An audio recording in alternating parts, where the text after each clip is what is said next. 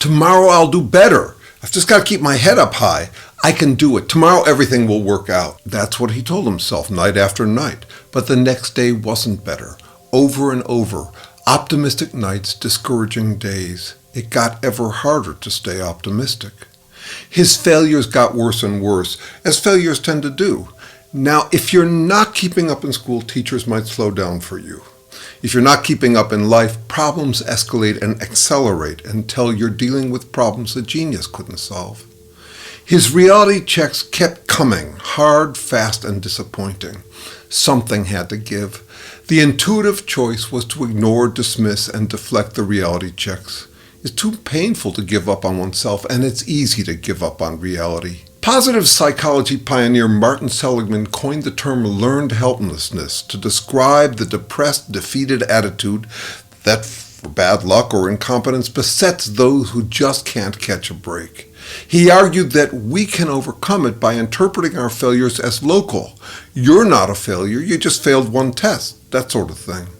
But what if it's one failed test after another, day after day?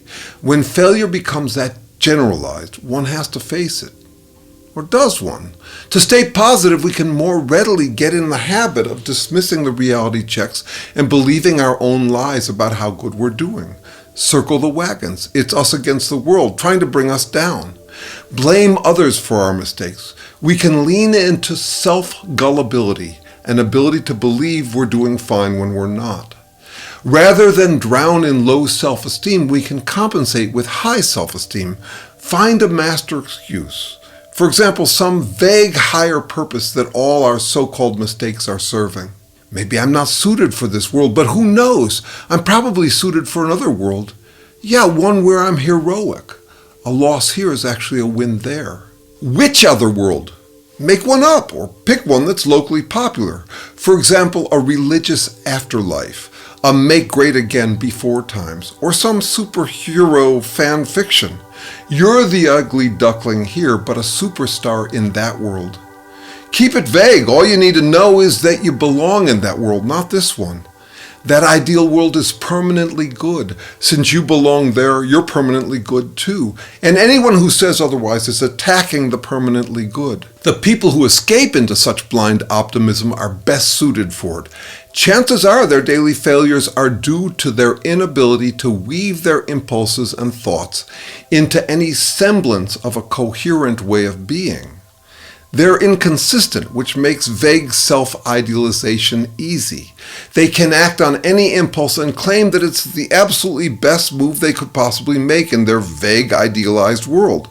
As such, they grant themselves a wild card, trump card, get out of fail free card. With the wild card, they're free to act on any impulse. With the trump card, whatever they do is ideal in their vaguely idealized fantasy world. Those people. Actually, no, it's us people. To some extent, we all do that, even those of us who assume we wouldn't because we experience self-doubt. Experiencing self-doubt is what drives this process. Why would experiencing it mean we don't engage in such vague fantasy world self-reassurance? Though we like to think we're consistent realists, consider what we really are. Humans are not born consistent. Not by a long shot. Toddlers are born wild, as if granting themselves a wild card. They have multiple personalities and act on whims without any consistency. It takes decades of schooling and enormous effort for any of us to get to where we can stand admitting to and working on our inconsistencies. When someone points out that we're talking out both sides of our mouths, we all tend to deflect the challenge. Me? A hypocrite? Trust me, I'm not. Of course we'd feel that way. Reconciling our inconsistencies takes disappointing work we didn't expect and would rather avoid. If we're all tempted to ignore our inconsistencies, how can we distinguish those of us who do it too much? I have two suggestions. The first comes from the original quote, "Power tends to corrupt. Absolute power corrupts absolutely." The same goes for self-reassuring escapism. It only tends to corrupt. It's seductive and addictive. It It's a power source. Kings, billionaires, and dictators don't have to be consistent. Indeed, their hypocrisy is often a status symbol, meaning I can get away with it. Self-reassuring escapism can be managed. We get the self-reassurance we need without it going to our heads. But when it becomes absolute, it corrupts absolutely in the original sense. Absolute means completely detached from all external influences.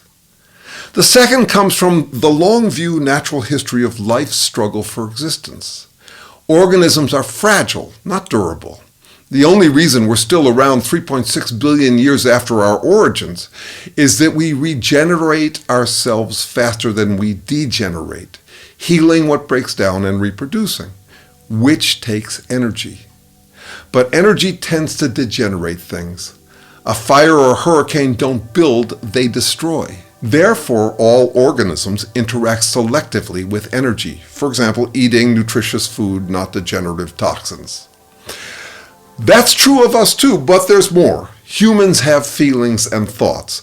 We interact selectively with them too. We take in the feelings and thoughts that regenerate our self-esteem and try to avoid feelings and thoughts that degenerate it.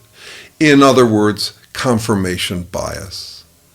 Decent, healthy people treat their confirmation bias as a problem they have to manage. Absolute escapists treat their confirmation bias as the solution to all of their problems. Having a solution to all of one's problems is both a coping strategy for stress and an addictive temptation for all of us. Once addicted, it's painful to give it up. As with all addictions, some people start taking heroin for pain relief, others because it's escapist fun.